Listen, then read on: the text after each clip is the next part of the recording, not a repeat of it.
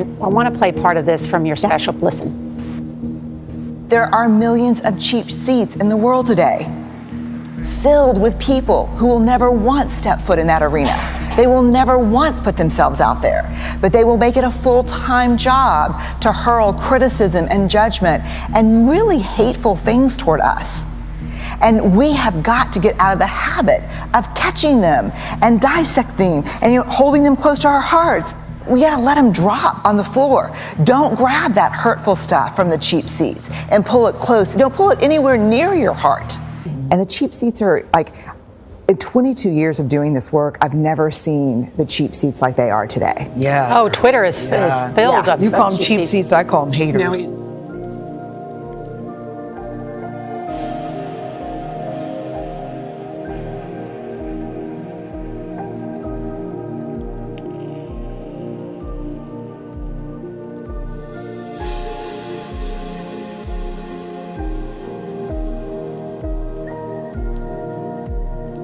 Around the world, more and more people are living alone, which is not necessarily the same as loneliness, which is so bad in the UK right now that the government has created a minister for it.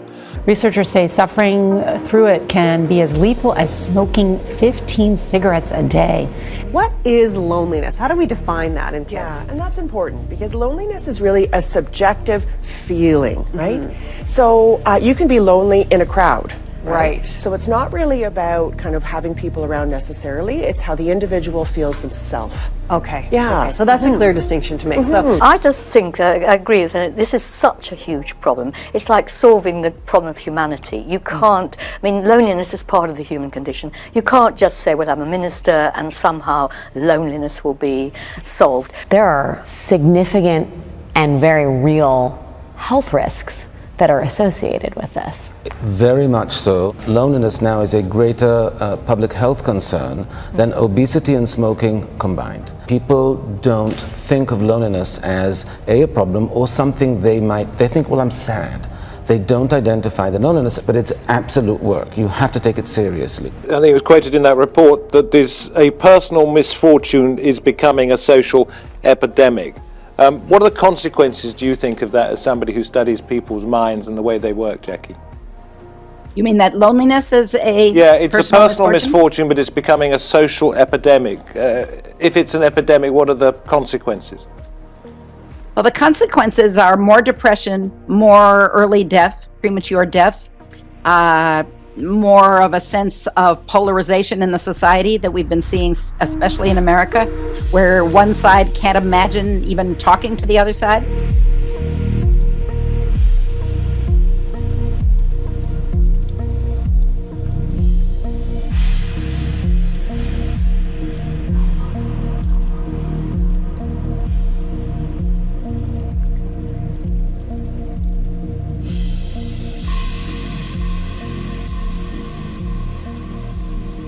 When we talk about connectivity in this day and age, there's an expectation that it will feed us. The world of social media is enough to sustain us. I think the irony of social media is that it was intended to connect us, but I really feel like it disconnects us in a way.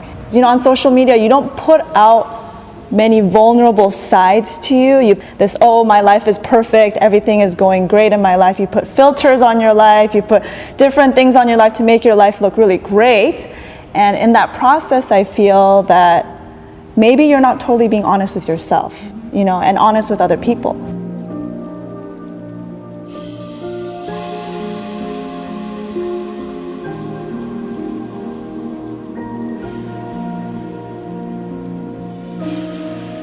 Don't take criticism and feedback from people who are not being brave with their lives. You know, we can't. And here's the thing. Here's what I've discovered. If you sum up all the research over 20 years, everyone wants to be brave.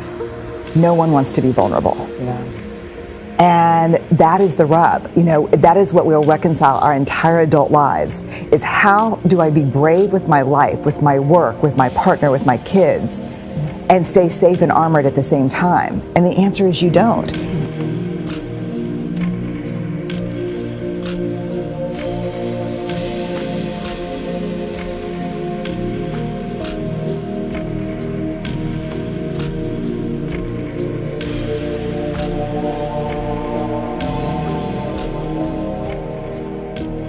The opposite of belonging from the research is fitting in.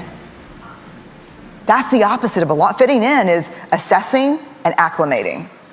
Here's what I should say, be. Here's what I shouldn't say. Here's what I should avoid talking about. Here's what I should dress like, look like. That's fitting in. Telling your story and never betraying yourself for other people. True belonging doesn't require you to change who you are.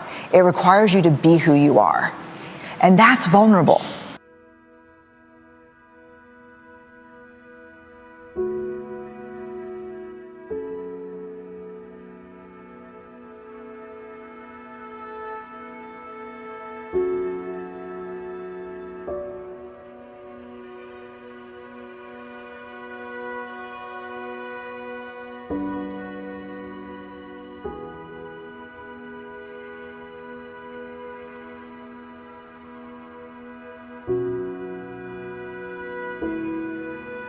Best-selling author and social researcher. Her name is Brené Brown. She burst into public consciousness with her TED Talk in 2010. The Power of Vulnerability remains the site's 4th most popular talk. Listen to this, it has 36 million views. Wow. Okay, so I'm a researcher. I study connection, I study vulnerability, I study love. And then I realized why I thought you were my tribe. I think it's because design is a function of connection.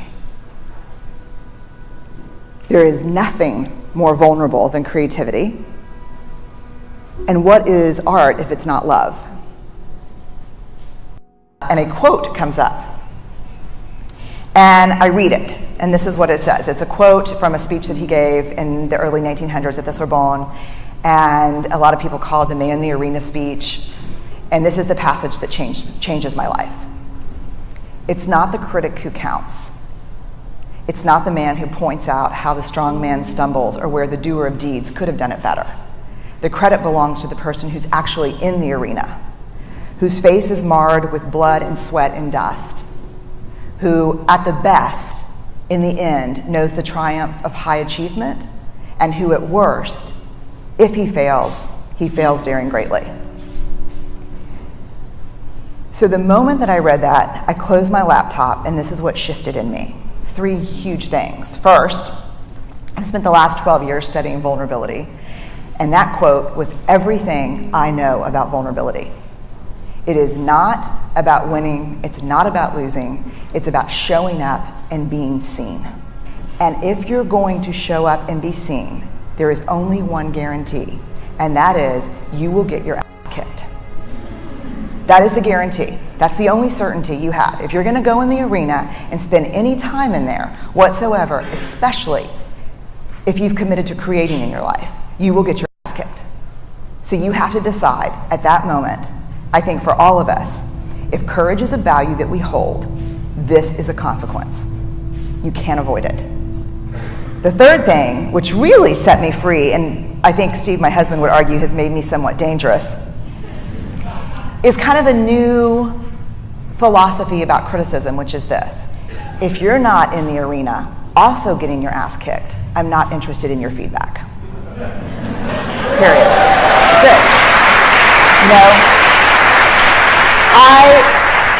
If you have constructive information, feedback to give me, I want it. And I'm an academic. I'm hardwired for wrestling around with stuff like that. If you say, hey, you forgot all this literature, or hey, you should have done this, or terrible sentence construction over here. Like, let's do it. I love that. But if you're in the cheap seats, not putting yourself on the line, and just talking about how I could do it better, I'm in no way interested in your feedback. Because vulnerability is certainly a part of fear and self-doubt and grief and uncertainty and shame, but it's also the birthplace of these. It's the birthplace of love, of belonging, of joy, trust, empathy, creativity, and innovation. Without vulnerability, you cannot create.